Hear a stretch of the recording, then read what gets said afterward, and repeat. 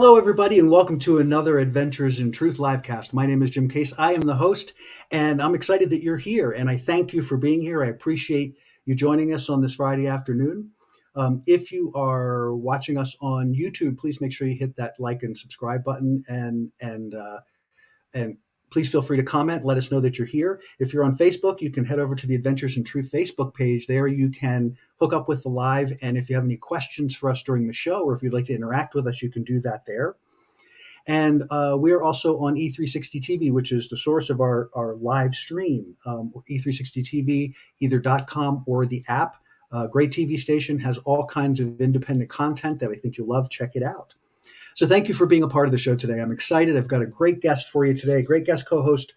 Dr. Greg Hammer is here. He is a lot of things, which we're going to go over here in just a moment, but we're going to have a great conversation about how intentional living changes our relationship with duality.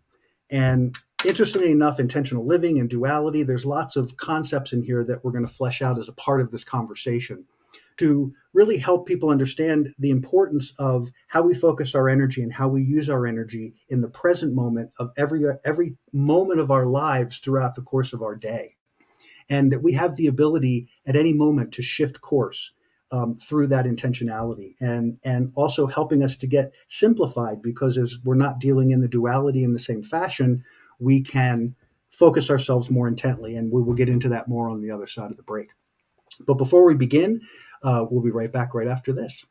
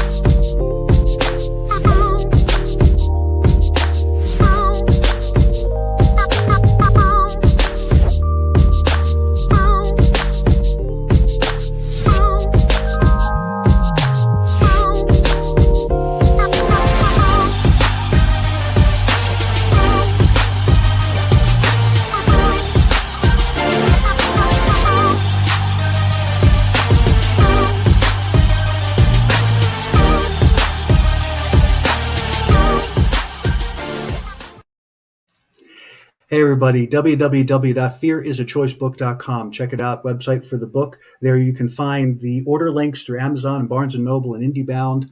But even more excitingly, as I'm celebrating the anniversary of my book's publication. And I want to say thank you to all of you out there who've ordered the book, who've reviewed the book. I'm excited because it continues to grow and continues to gain traction. This is a powerful, powerful book. If you've not been introduced to it, I encourage you to check it out. This book will change your relationship with fear.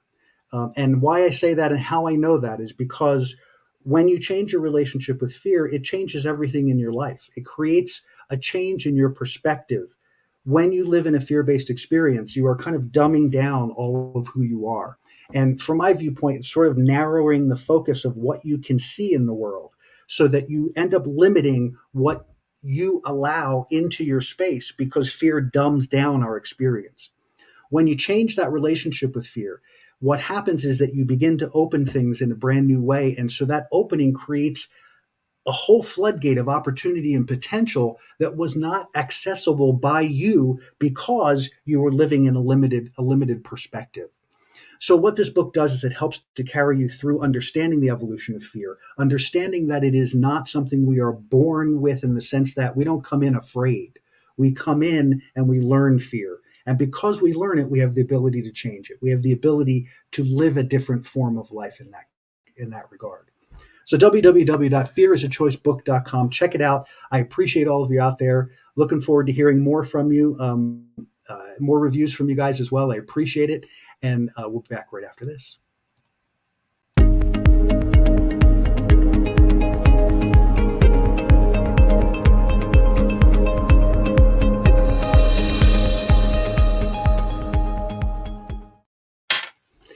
All right, guys, the year of conscious creation. My world is good. This is a simple, very simple, and very intentional, actually. It's kind of apropos to our conversation today. It's a neutral, positive statement. My world is good. that allows us as individuals. Let me take a step back first. I see us as 7.5 to 8 billion unique worlds inhabiting one planet. And I say that very specifically because no one can live your life for you. No one can choose your life for you. No one can feel your life for you. No one can experience your life for you but you. So, in that context, the idea of building this kind of neutral positive statement, I had been observing for a while. I started this back in January, and I had been observing for quite a while that there seemed to be a huge influx of negative energy, negative focus that was sort of driving the ship. And I thought to myself, how can I help shift this? How can I, Jim, this guy sitting in Colorado, offer something that could have a benefit?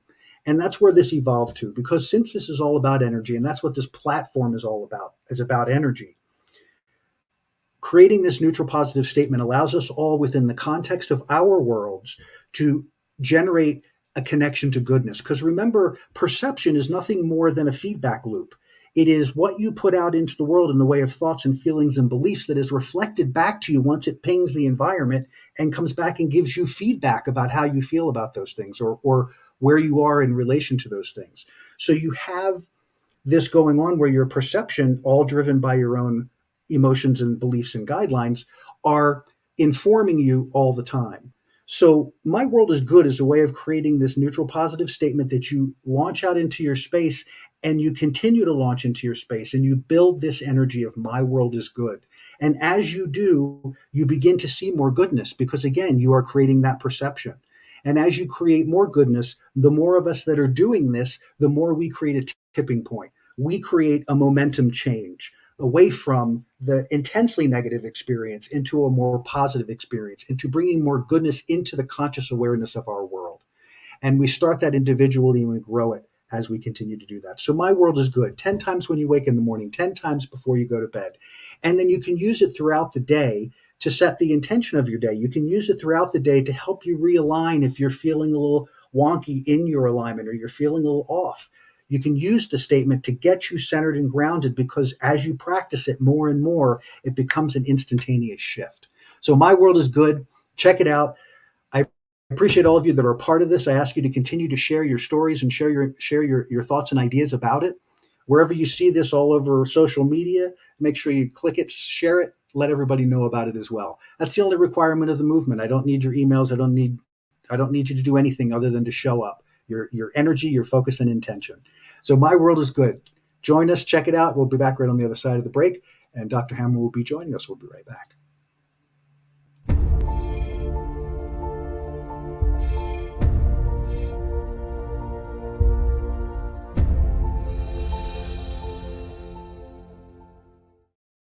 All right, in this powerful topic that we have today, I wanted to introduce you to Dr. Greg Hammer, MD. Greg Hammer, MD, is a professor at Stanford University School of Medicine, pediatric intensive care physician, pediatric anesthesiologist, mindfulness expert, and author of Gain Without Pain, the Happiness Handbook for Healthcare Professionals, published in 2010.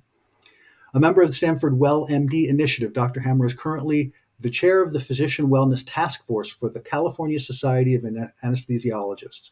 He has been a visiting professor and lecturer on wellness at institutions worldwide, and teaches Gain to medical students, residents, and fellows at Stanford. So I'm going to bring Dr. Greg in. Good afternoon to you, sir. Welcome to the show. Super glad that you're here. How are you? Hey, Jim. I'm very happy to be with you again. I just have one minor correction. The book, Gain Without Pain, was published in 2020. What did I say? I think you said 2010. But, I did, and it says 2020 clear as it could be on the page there. That's not a problem. But anyway, it's good. I've been reading it. I appreciate you sharing it with me. I've gotten, I think, about a third of the way through, and I was loving it from many different perspectives. But largely, I think, as I mentioned just briefly, is because there was so many things where I felt like, even though we are coming from some vastly different places, that we see things in a very clear, in a very similar perspective. And that's really why I'm excited that you're here, because that perspective, I think, will be of benefit to many people. So thank you. I think the truth is very simple, Jim. And when you describe the truth no matter what your perspective is, what your angle is, you and the others who are speaking about the truth are always talking about the same thing. Yes. So that's, I think, the good news is that truth is very simple, and it's part of our nature, and our true nature is happiness. Yes, and I agree. So I love your work. Thank you. One thing I hope we can talk about today is fear, because as you were describing your book, which I haven't had the opportunity to read yet, I would be very interested in your perspective on fear, learning a little bit more about it. And to me, I would say that when we are in the present moment, we are happy. If we think of our happiest times, they're always when we are present and when we are not thinking about what happened yesterday or what might befall us tomorrow. Yes. On the other hand, we tend to be fixated on the past and the future in ways that are maladaptive. So I think it's adaptive to think about the past to the extent that we identify mistakes we've made so we don't keep making them. It's adaptive to savor our wonderful memories. Beyond that, when we get stuck in the past, we're overthinking it. And inevitably, this leads to judgment, self-judgment, regret, embarrassment, shame, and likewise with the future. It's adaptive to plan for the future to the extent that we put food on the table, and it's certainly adaptive to plan for good times ahead. But when we overthink the future, we generate anxiety and fear. Yeah. And so to me, fear is related to our obsession with the future. And when we recognize that we're overthinking the future and catastrophizing and becoming fearful, a little light bulb can go off if we practice this recognition. If we recognize first that we have this obsession with the past and future, and the other way our mind works, it tends to apparently veil our true nature, is that we have a negativity bias. So you put our negativity bias together with our obsession with the past and the future, and you get shame and regret and fear and anxiety. I love the way you describe it, because you're getting into the minutia of what happens in what I call there may be different definitions of duality, and you'll come to learn as we talk and work together. I don't come from a traditionally schooled background. My stuff is all through the experience of my life and the experience of the experiences of my life, and I've had education and those kinds of things, but the essence of what you're talking about is the thing that I call duality. And we're going to get into that in some depth here after we do the meditation. But I see the duality existing in what I call the ego and what I call the soul, meaning that is the dualistic experience of being human on this planet, being a source, a spark of the divine, as it were, as I would prefer to see it, in one element of all of who we are. But when we focus into that ego aspect of us, that's where the fear comes in. And that's where the fear is bred via the society at large, not necessarily all intentionally meaning meaning bad intentioned, but there's a lot of bad intention as well. but the fear element is all about getting stuck either in the past or in the future, because if you're not in now, you have nothing to assess. You have nothing to ground yourself. You have nothing to stand in your truth, because you have nothing grounded here. So it's, I think it's that powerful, and I'm glad we're doing this. And having the idea of intentional living layered into this process makes it so important, because the relationship, that dualistic relationship, the more intentional we are, the more we lean toward that larger part of ourselves, that aspect of divinity that is within us. And then the ego then can perform its role, which is as a support of that, meaning the ego being the consciousness that runs this physical vessel, the consciousness that is here to keep the body on the planet. That's its only job. But because we've given it so much responsibility, I use this analogy a lot, but I liken the ego to an 8-year-old and my life and my energy, all of who I am, is this multi-billion-dollar corporation, and I'm giving the keys to that corporation to an 8-year-old and saying, "Hey, go have a good time." Let's see how this works out for you. So Yeah.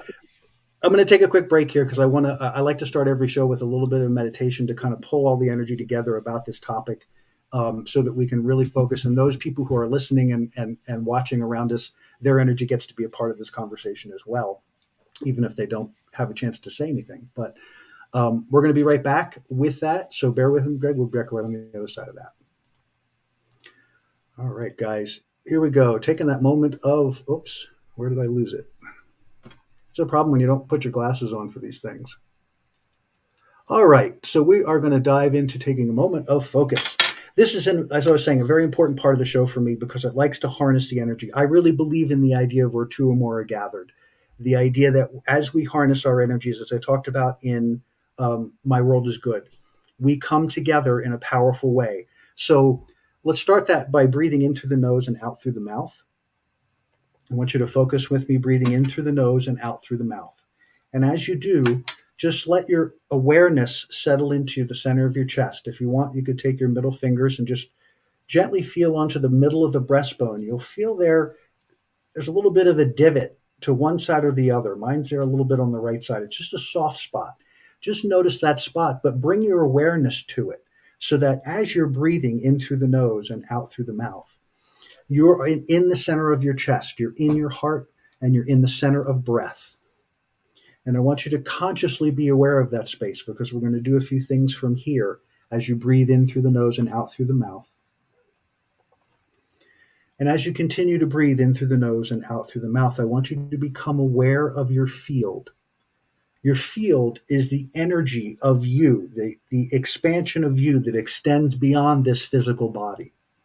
And as you sit here and as you breathe in through the nose and out through the mouth, just feel your way into that experience. Let yourself be informed however you inform yourself in these matters.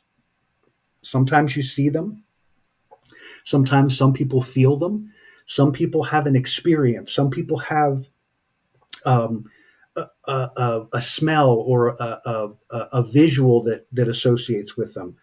It's okay however it shows up for you. Just continue to breathe in through the nose and out through the mouth. Let yourself be informed of this amazing field that surrounds you and look and observe at how large and how big this field is, that you can observe it and it moves way beyond even probably your vision. This is all of who you are. This is the magnificence of all that you are. That's not just a physical body on the planet. And as you breathe in through the nose and out through the mouth, I want you to take that energy. I want you to call your energy, call it into you. Feel yourself as you sit in this space, breathing in through the nose and out through the mouth. Feel the power of that energy as you bring it into your heart. Call that energy into your heart space. Let it, feel it, be with it as it's coming in, and notice the changes that you feel as you call forth this incredible essence of all that you are. For me, I feel that warmth. I feel the tingling. I feel the experience of this coalescing of energy in my heart space, breathing in through the nose and out through the mouth. And I want you to allow that energy to settle calmly into you because I want you to experience the inside of you right now as you breathe in through the nose and out through the mouth. Let that consciousness roam around inside your body. Begin to build a relationship with the inside of you. It's all part of you. And here you are using your energy as you breathe in through the nose and out through the mouth to feel and experience what it is inside your own head. Explore your brain. Have you ever explored your own brain as you breathe in through the nose and out through the mouth? Just feel through it, feel in it. Let yourself wander around in there, the fluid that's surrounding it, in this beautiful skull that's just sitting here. And as you trace around to the back of the brain, into the brainstem, coming to see the spine, this amazing spinal cord that runs from the top to the bottom, this conductor of energy that's constantly moving energy through the body. It's encased in bone in this magical liquid that just holds it in place. And the nerves that come from it, breathing in through the nose and out through the mouth, feeling this amazing complex of incredible biology going on as you trace those nerves, and then you're in the cavity of your body, exploring your own organs, exploring everything that's in here, just seeing it for the first time or experiencing it maybe for the first time. Feel into that. Let that feeling go deeper. Let that feeling go even deeper as you breathe in through the nose and out through the mouth. And just be aware of all of the systems that are operating completely without your control. All of the things that are happening that keep this body on the planet for you, day in and day out, 24 hours a day, 7 days a week, as you breathe in through the nose and out through the mouth. Be aware of the harmony that it continues to create. Even if you are in resistance and pulling against that harmony, the body finds ways to come into balance. Even if it's an inordinate, weird balance, it will find a way to find balance until it can no longer do that. But notice how that all works inside of you as you breathe in through the nose and out through the mouth. And settle into that experience as we focus consciously into the breath. I believe the breath is the cornerstone of life. It is prana, it is chi, it is life force. And that every moment you breathe is a moment of creation. Every moment that you consciously breathe allows you to become more aware of your energy and allows you to become a better custodian of your energy. Because as you understand breath, you understand energy and your energy. So we're going to breathe into a count of 4. We're going to hold that breath. We're going to relish that fullness. And then we're going to consciously surrender it in exhale to a count of 6. And we use the 6 count to purge the deepest parts of the energy and breath from the lungs, so that as you reach the bottom, as you reach the empty space and the void, that you also rest in that in anticipation as you prepare for the next moment of creation with that new breath, and you engage the lungs and continue the process. So here we go. As you're focused deeply into the body, I want you to breathe in through the nose to a count of 4, inhaling. 2, 3, 4. Good. Feel that. Relax the shoulders and the neck. Feel the body relax in that full, amazing space. And now consciously choose to surrender it as you exhale. 2, 3, 4, 5, 6. And now rest. Relax the body in the void, in that not-no space, feeling the emptiness and relishing it, being a part of that empty space as you engage the lungs and inhale. 2, 3, 4. That fullness is amazing and rich and wonderful as you relax into it and you feel it and you indulge it and then you surrender it. 2, 3, 4, 5, 6. And now we rest in anticipation, in not know, preparing, being ready as we engage the lungs again. Inhaling, 2, 3, 4. Feel the fullness. Feel that amazing feeling of richness as you feel full, and then surrender it as you let go and exhale.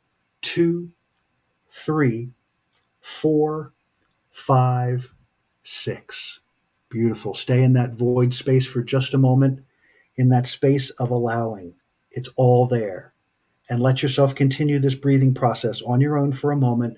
Continue as you inhale to a count of 4, feeling all of that amazing breath as you're focused into the body and being aware of the extraordinary things that are happening as you call forth this breath. And as you rest in the breath, and as you surrender the breath, you in every moment creating this powerful wave of creation, this powerful wave, taking in life force, ingesting it, integrating it, letting it be, and then surrendering it and letting it go, and then being prepared for the new moment. We do this continually. Let's be conscious of it. And as you are now, just take this in, let it wash over you, let it be in the space with you. Take it if it works for you. I surrender to my love. I surrender to my potential. I surrender to my abundance. I surrender to my love. Breathing that in, feeling it deeply. And as you do, continuing to breathe in through the nose and out through the mouth, it's time to relax the energy. And I want you now to observe your field as it begins to move back out into the universe at large, out into the world. Just notice the magnificence of it. the glow of it, the power of it, the expansiveness of it. I just want you to taste it right now. I want you to experience that little bit. Maybe you can go even further. And as you let that energy go, bring your awareness back to this space, into this room, as we go back into the conversation with Dr. Hammer and talking more about this powerful topic. And my glasses. All right. So, where are we? Defining the duality. We're going to bring Dr. Hello again. Welcome back. All right. So, let's get into talking a little bit about duality.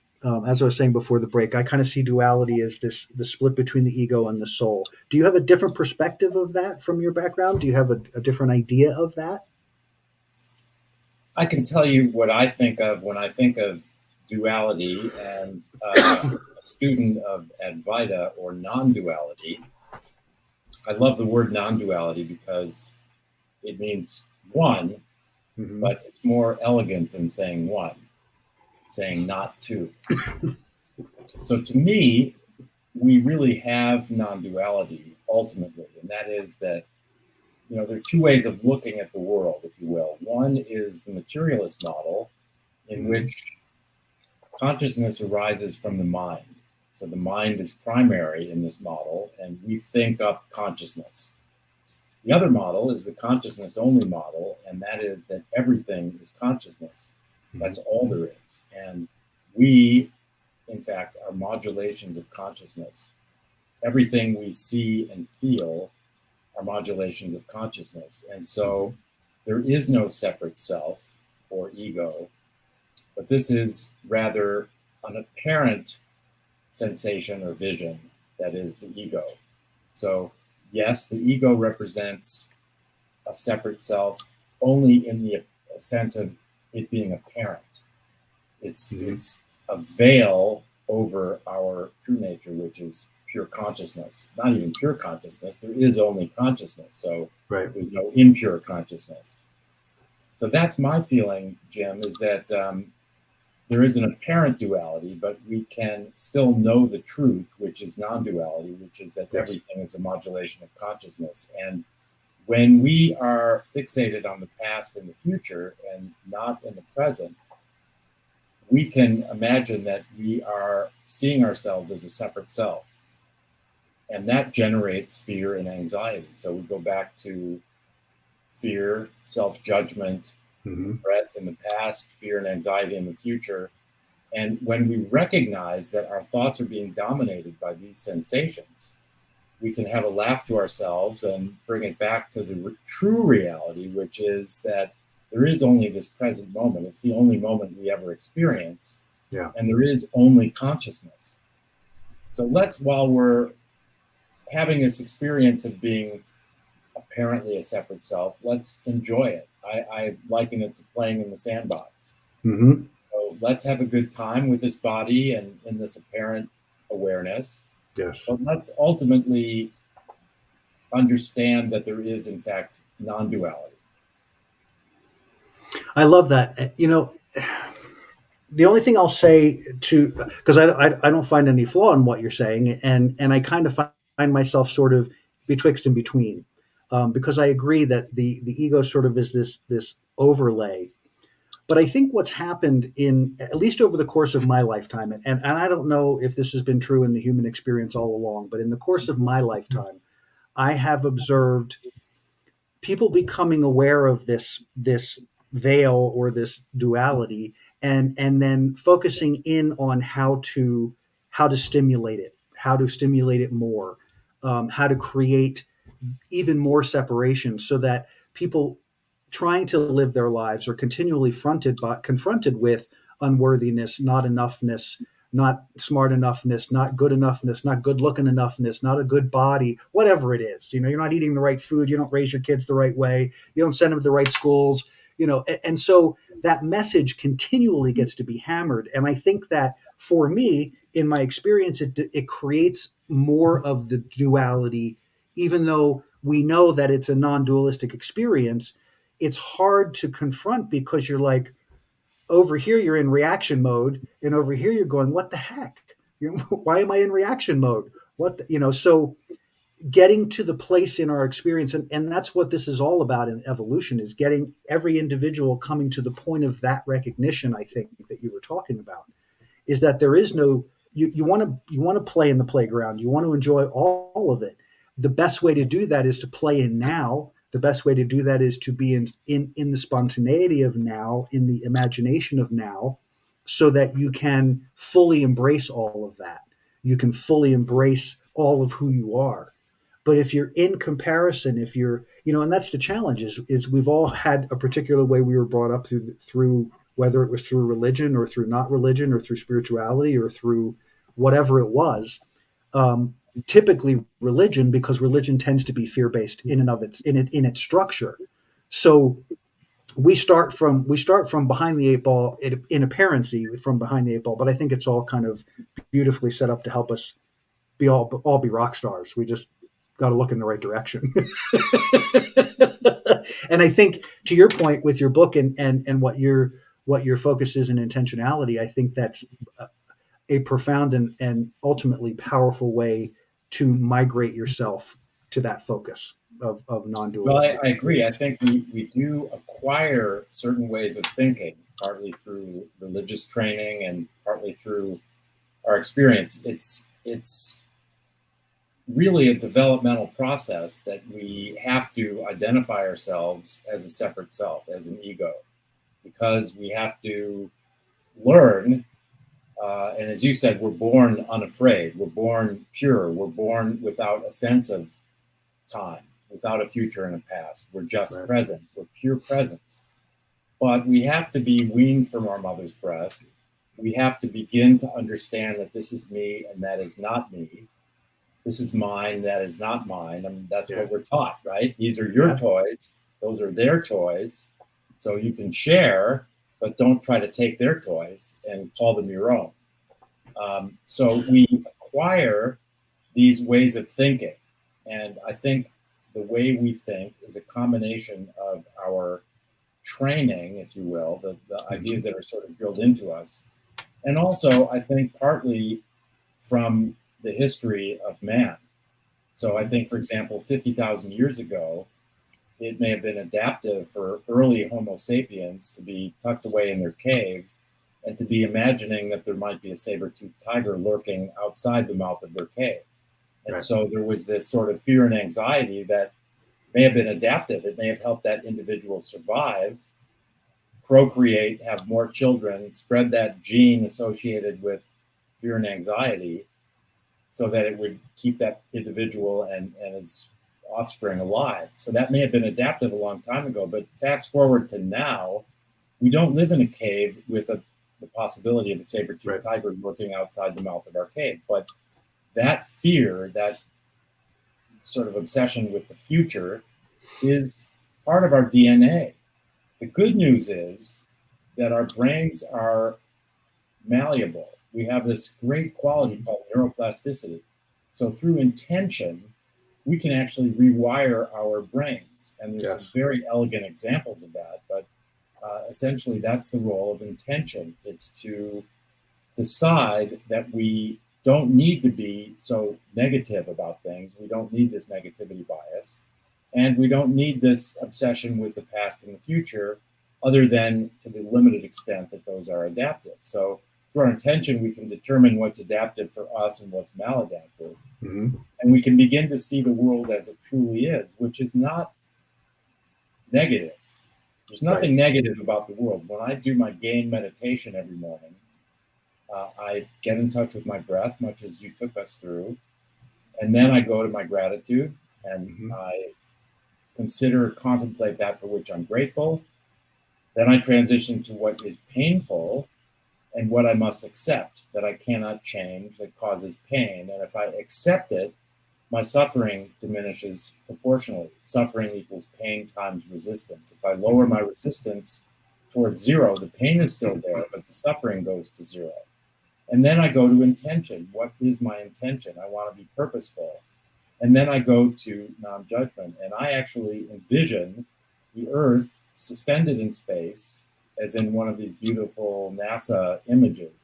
And the Earth is not good. I understand the point of your practice of repeating to oneself, the world is good, my world is good. But another way of looking at it is that the world is neither good nor bad. The world is simply as it is. And if I look at it as viewed from space, it's this beautiful orb that's suspended there. It's not good or bad. And then if I begin to see the world as neither good nor bad, I can eventually learn to see myself as neither good nor bad. And again, these elements of gain are intertwined. So this is intertwined acceptance, accepting myself, accepting the reality of now exactly as it is, not trying to resist and morph it into something that it isn't. Yes. Yeah, I wholeheartedly agree. I was thinking about. I got lost there for a second. I was interested in your response to, my world is good. I understand that exercise. Well, this is repeats the alternative. Yes. So the idea, and what I wanted to address here too is, and for the listeners in particular, we come at this from a lot of years of doing the work. We come at this from having spent many years in meditation, spent a lot of time in contemplation. And I was reading a little bit about your piece in meditation, which I started laughing out loud because I did a whole show on the myth of meditation that started with, there are no rules. If you're coming at it with rules, you've missed the point. So let's start over and not have rules. But I really want people to understand that it's important to recognize that getting to that place that Dr. Hammer is talking about, that place of the observer, that place of neutrality, is not a manufactured experience, meaning you can't talk yourself into that experience. You can work yourself to that experience through the work that you do on a daily basis that helps you to align with whatever you want to call it, God, the greatest part of yourself, however you choose to look at that. But it's important because I don't want anybody to walk away thinking, oh, okay, I can just look at this pretty globe and look, there's no more bad and there's no more good. Well, yeah, ultimately, but we want to make sure that you're understanding the context of that understanding. It's an experiential thing that happens as a result of doing the work, which is the whole point of this show and the whole point of, I think, what most of us do is to encourage people as much as possible to step into this reality, because the more of us who can get here, and that's what my world is good really is the essence of. It is, we've been so hyper-focused in the negative experience. We've been so hyper-focused in all of what we're seeing unfolding on the planet that this was a way of creating a balancing point is all. Not that you're going to, I truly believe, just like you do with intentionality, that the more goodness you can focus into, the more goodness you're going to create and see in the world.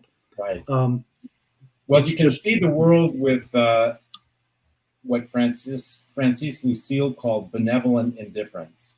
Yes. So you don't have to judge it, but you can have sort of a gentle smile of acceptance and acknowledging the beauty without really judging it. And yes, I think that, again, our minds are wired to have a negativity bias and to be distracted by the past and the future.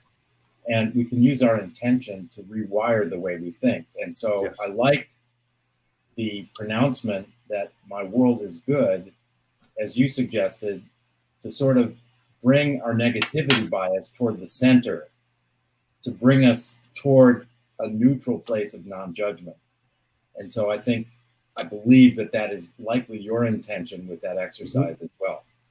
Well, and I wrote here, as you were talking, I wrote removing the fight. Removing the fight is, everything seems to be geared to, oh, we're going to fight this, we got to fight that, we're going to fight cancer, we're going to fight COVID, we're going to fight all these things we're fighting against.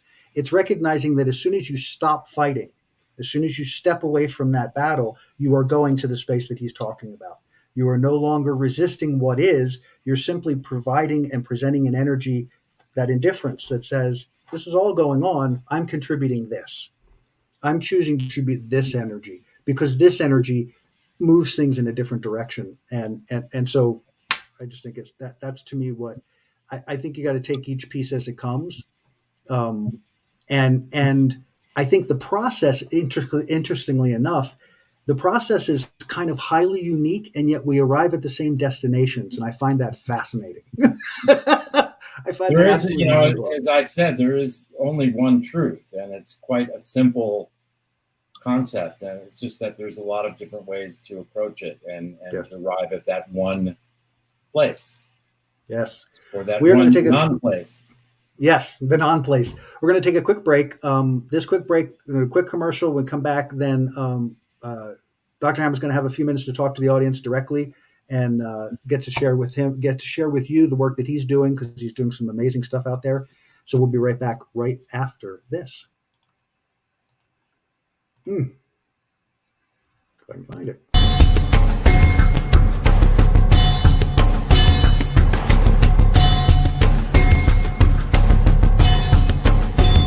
The Science of Transformation method, and I can't tell you the difference that it's made in my life.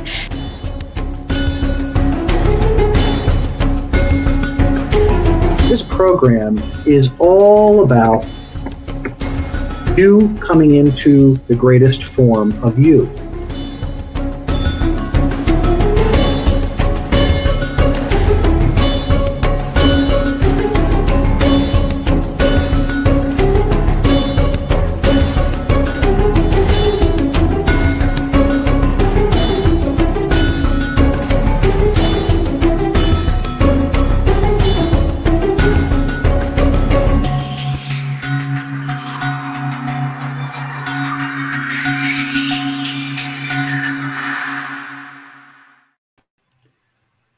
All right, we are back. I'm going to turn it over to you, Dr. Hammer, to share with whatever you would like. We'll be right back.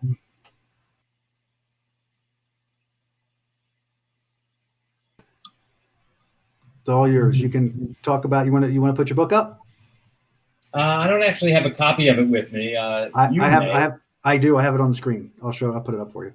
Sure. Yeah, I would be happy to talk about what I think is just one approach to a presence practice, one approach to being present, and that's through the elements embraced by the acronym GAIN. And I think that to begin with, gratitude is an essential component of happiness. I think that it's clear that you can be poor and happy, you can be physically disabled and happy, but you won't find anyone who's ungrateful and happy. And we all have much for which to be grateful. So I start the GAIN meditation with a breathing exercise, much as Jim was taking us through. I encourage slowing down the breath, and one can do that by breathing in slowly, say to a count of 3 or 4, pausing to a count of 3 or so, and then gradually letting go of the breath without effort to a count of 4 or 5 or 6. And slowing the breath actually has a physiologic effect on our sympathetic nervous system. It allows it to diminish the outflow of adrenaline in our body. And so our heart rate slows and our blood pressure decreases, and we can feel ourselves kind of sinking into a state of relaxation. And then we begin to contemplate that for which we're grateful. And the first thing that comes to mind for me has to do with the fact that I'm here today, because I was diagnosed with a form of leukemia about 10 years ago, and I didn't think I would be alive in 10 years.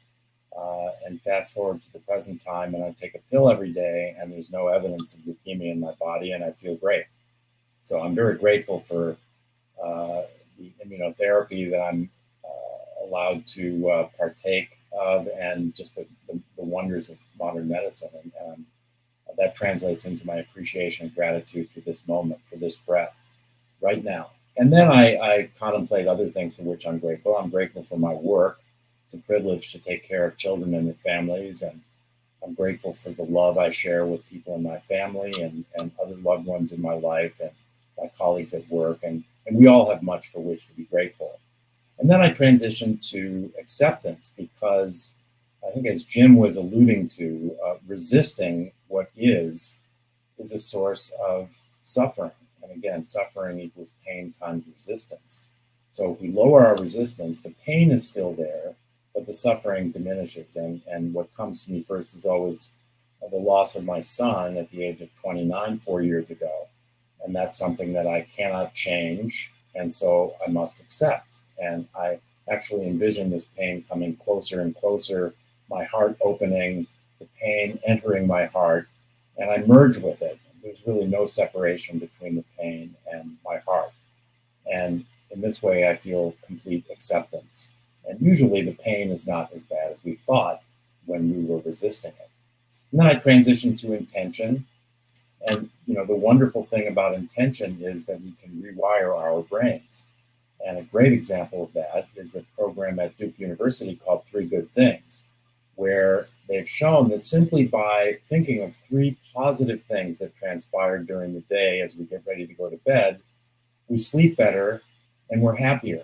So practicing 3 good things, even for 15 days, keeps people happier than they were prior to the program for 6 months or so. So why not just do it every night? It doesn't take any time. You can do it while you're turning down the bed linens, etc. So through intentional practice, such as 3 good things, we can rewire our brains away from the negativity bias and away from the obsession with the past and the future, and allow ourselves to be present. And then I transition to the N in GAIN, which is non-judgment. And as I said, I actually personally, I view the Earth as seen from space in one of our beautiful NASA images.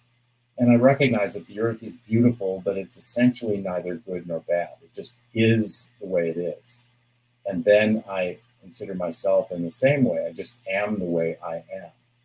And once we accept this and we drop all judgments, we are freed of having this useless activity of the mind, which is always comparing and labeling things as good or bad. Then we go back to the breath, and all that can be done within 3 to 5 minutes. And we slowly open our eyes. And for the rest of the day, we can practice these GAIN elements. And if we're feeling anxious, if we're feeling rushed, if we're feeling judgment, self-judgment or judgment of others, and we recognize that this is not helping us, we can just go back to our breath, and we associate the focus on our breath with these GAIN elements. And so this practice is very simple. It helps bring our focus to the present moment. And I think by embracing these 4 pillars of spiritual presence and happiness, we can in fact be much more present and happy in our lives. And the practice has worked well for me and lots of other people with whom I've had the pleasure of sitting. So that's my general approach. That's my presence practice. And I think that all roads lead to the same truth. That is the truth. There it is, GAIN Without Pain, Dr. Hammer's book. He just outlined for you the amazing process that you can use that can change, can create change now. I mean, that's the thing that's so remarkable is you can affect change right now. It's just simply a matter of making that choice. So I wanted to, since you brought it up so beautifully, let's talk about intention. Let's understand a little bit more about intention and how you see it, and let's talk about how we generate that intention. I do some things through my programs and the things I'm working with my clients that I think are probably very similar, but I'd love to hear how you understand intention and how you utilize it. Sure. Well, one of my heroes is John Kabat-Zinn, who I think is really the founder of modern mindfulness practice. And he defined mindfulness as awareness of the present moment on purpose, non-judgmentally. And so that on purpose is intention. Because, as we've discussed, our brains are wired in ways that tend to veil the truth. This is part of our developmental process, becoming apparently this separate self, this ego, learning our boundaries and learning what's me and not me, learning what's mine and not mine. This is sort of a requisite process to go through when we're children. And the net of that, plus I think what's ingrained in our thinking processes from our ancestors and going back tens of thousands of years, even, as I said, this negativity bias and this obsession with the past and the future, these apparently veil the truth. And the truth is that our true nature is happiness. So we have to rewire our brains on purpose. It's not just going to happen. If we don't have intention, that means we're sort of being led around by the way our minds are apparently programmed. And that isn't necessarily the most adaptive way to think and be as teenagers and young adults and as older adults. So it's not going to happen by itself because of these ways our brains are inherently wired in our early learning and upbringing. So if we want to change that for the better, we have to do it with purpose, and that's what intention is. Yeah, and I want to add a word to that, and that's conscious. Yes. You were talking a lot about the wiring of the brain for fear, and I want to clarify for people because, and if you have a different viewpoint of this, I'm happy to hear it. But the wiring that he's talking about is unconscious wiring. It is, you came in as a sponge, you came in to learn, you came in to experience this world. And so you didn't filter as a young person. You didn't have the capacity to filter. You had the capacity to absorb. You absorb your parents, you absorb their energy, you absorb their experiences in an effort to understand your own world. So the wiring that he's talking about is not coming in wired for fear. It is what you have been programmed through the course of your life experience to the point that you become aware that you're programmed. And at the point that you become aware of that, that's what we call awakening. That's what we call becoming conscious. And as you become conscious, you then begin to unfold that training and that intentionality that came from unconsciousness, but now you're doing it from conscious approach, from conscious awareness of.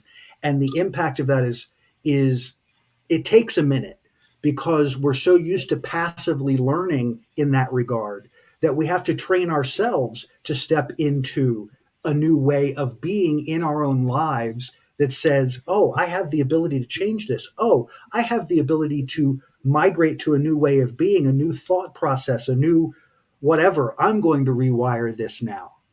You don't get to rewire me anymore. I don't mean that as bad, they're bad and you're not. I don't mean that at all.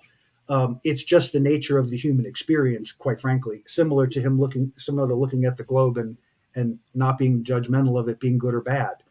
It is what it is. Are there ways we can prove it? Of course there are, but we have to learn that process too as we go along. So we are in the last few minutes of our time, pardon me with my glasses there. I love the way you bring intention. Can we talk a little bit about how you apply it? So if we think in terms of being conscious now, we're saying, okay, I'm in a situation where I'm experiencing fear. Let's pick something, anything. I'm in fear. My relationship feels unstable, so I'm feeling some fear about that. Notice part of it is understanding that the fear is generated because of the stories your mind is providing you to support the situation that is occurring in front of you, which is neither good nor bad. It's simply a situation. And your mind is equating that energy to other energies that are similar to in the warehouse of the subconscious, and it's pulling all of that ammunition forward and saying, see, here's all the reasons you should feel this way. And what we're saying now is that the mind's going to do that anyway. That's what it does. But what you can do now is you can say, yeah, that's what we used to do, but we don't do that anymore. We're going to do this. And you set this aside and you make a different choice to an energy or a focus or an intention that suits where you choose to grow into. What do you Exactly. I mean, you put it very well, Jim. Essentially, we learn through our practice to recognize when our minds are working in maladaptive ways. So when it comes to the future, we talked about fear. Our minds, because of our negativity bias, get stuck in this catastrophizing mode. We think of the worst thing that could happen and we fixate on that. And for most of us, that's maladaptive. For me, at times, it might be adaptive to catastrophize because in the intensive care unit and when you're dealing with catastrophe, right? Heart surgery, I do sometimes want to think of the worst thing that can happen so I can take measures to prevent it. But in general, that sort of catastrophizing through our negativity bias. Let's point something out, if I may. If I could point something out here, the big difference between the two is that you are not in catastrophe mode. You're utilizing it as a way of understanding your current now. That's a very different experience than when you're catastrophizing from the mind's made up stories. Sorry, go ahead. Yeah, no, you're right. And, that's one way of looking at it. Another way of looking at it, is it adaptive or maladaptive? Well, if I'm going to pack my backpack for a camping trip, I might want to think of some bad things that might happen. So I could pack something in there, make sure I take a compass because I might get lost. Make sure I take a rain poncho because I might get soaked. So those are adaptive thoughts. So what intention is to me is it's the learned recognition of maladaptive thought processes that we can then, through recognizing them, let them go. But we have to do that with purpose. We have to do that with intention. So let's just become sensitive to the negativistic thoughts, the catastrophizing thoughts that we have. And when they're maladaptive, let's use our intention and take advantage of our neuroplasticity and decide to let those go. So the practice comes from living in a way that you recognize when your mind is working in these ways, and you learn methods to simply let go. So, ways to let go of maladaptive thinking are going to your gratitude, acceptance, intention, and non-judgment with your breath. Only every time. That's the message in my book. There are other ways to do that, but they all require intention. Yes. And only every time. I mean, that's the lovely thing about truth, is that there's never a time that won't apply. There's never a time you can't use that tool.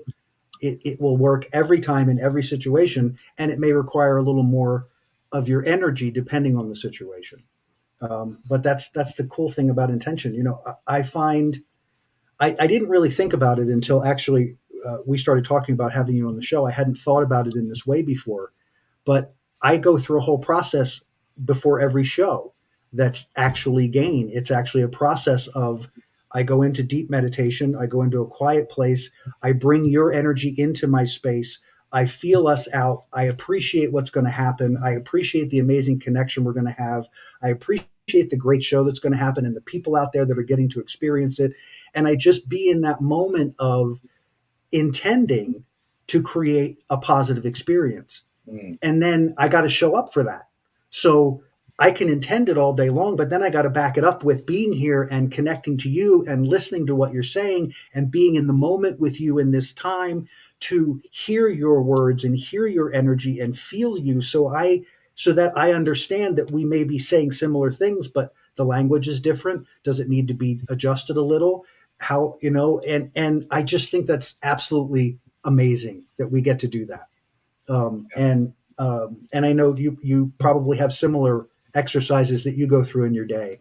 Because I can imagine. Go through the connection to the breath and the gain process in 10 seconds. Once you've really embraced the practice, it just sort of, you can drop into it anytime.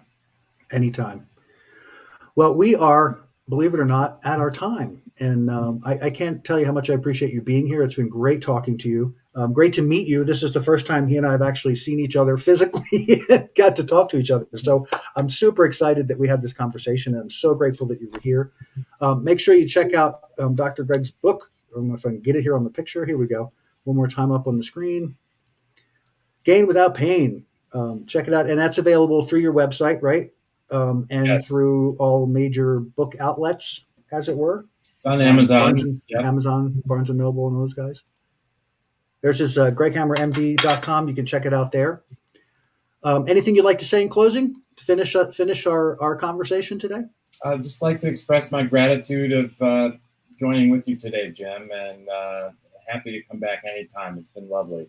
Awesome. I'd love to have you back. I think we could go down a lot of rabbit holes together. We could have a lot of fun with these conversations. So appreciate you very much. Thank you for being here. If you want to hang out, I'll be right back about a minute after I do the closing, and I could chat for you on the other side. But thank you again. Guys, thank you for being here. Have a great weekend. We'll see you on the next Adventures in Truth livecast. Thanks.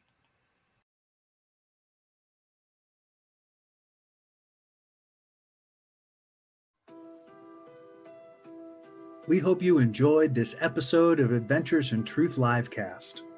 Please like, subscribe, and share.